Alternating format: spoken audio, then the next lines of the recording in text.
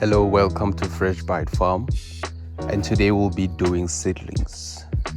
So this is our very first series of making seedlings. So this is the first patch that I made before I made this nursery. So what I was trying to do here is learning how to make my own seedlings, as I was struggling with a lot of seedlings. So there's so many things that I've learned from this very first prototype.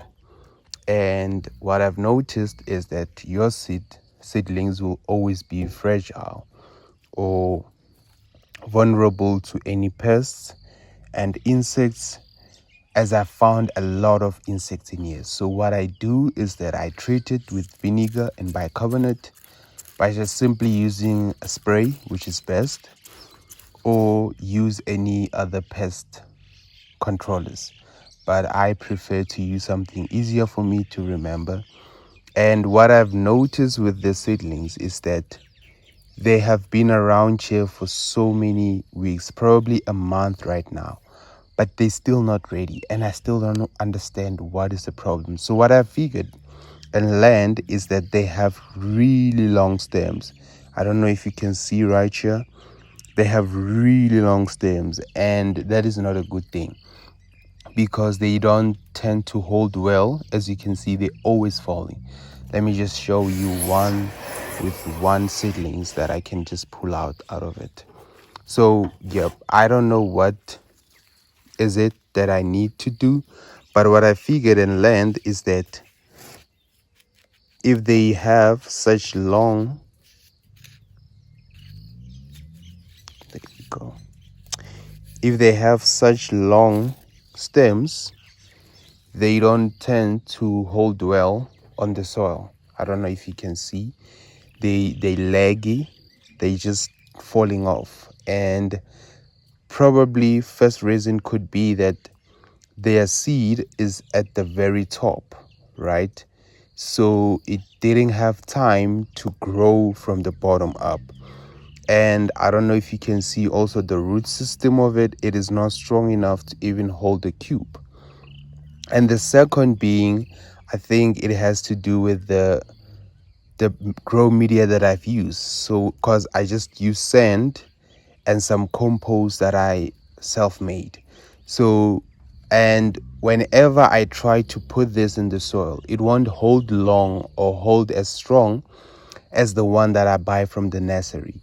So what we're gonna do instead is we're gonna use grow mediums instead of using soil, and we're gonna try to monitor it, because for it to be this size for a month, that's not a good thing. It must have grown to at least this size. But probably because I didn't feed it all the nutrients that it needed, I didn't give it all that it needs. So I think that also plays a role. And I don't know if I can show you the other seedlings that I made, but it's in a packet. So these ones I made it a week after, so they're 3 weeks old, but they older than these ones. And although it's a different type of plant, it's basil, but it is much stronger. And I don't know if you can see this spinach in here. Unfortunately, it died because of lack of sunlight, but you can see the size of this spinach. It is much bigger than this one that I have on the trays. And although this one is a week later, but it's still older than that one. So what could be the cause? I think it has to also do with the grow medium. As we can look at this grow medium, it is so loose, and yet it holds a lot of moist compared to that one where it is just so compact. And whenever your grow medium is compact, like soil or using any kind of mud, it is hard for the seed to sprout at a very young age. So whenever you have loose grow medium like this, it is easier for it to just grow through, because the media is so light and it holds a lot of moist. So one thing that we always need to be on the lookout for is the grow medium that we use, is the environment that is in. Is it vulnerable to any pest? Is it vulnerable to anything that can affect it, or harsh weathers? Because the environment plays a big role also. And the nutrients, what are we feeding them?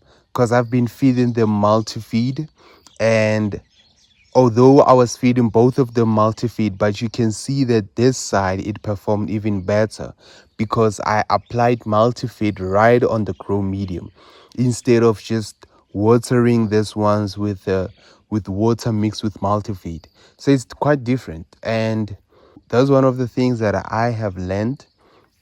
So when it comes to grow medium, I would recommend using compost specifically made for seedlings, which I bought at a local garden store. And you just tell them that you want grow medium for seedlings, and they will give you. Or what I'm gonna do from this point onward, I've been making my own compost, and I just got some cocoa peat. So I'm gonna use cocoa peat, my own compost, and I'm gonna use it, mix it with perlite, and I think that will be proper.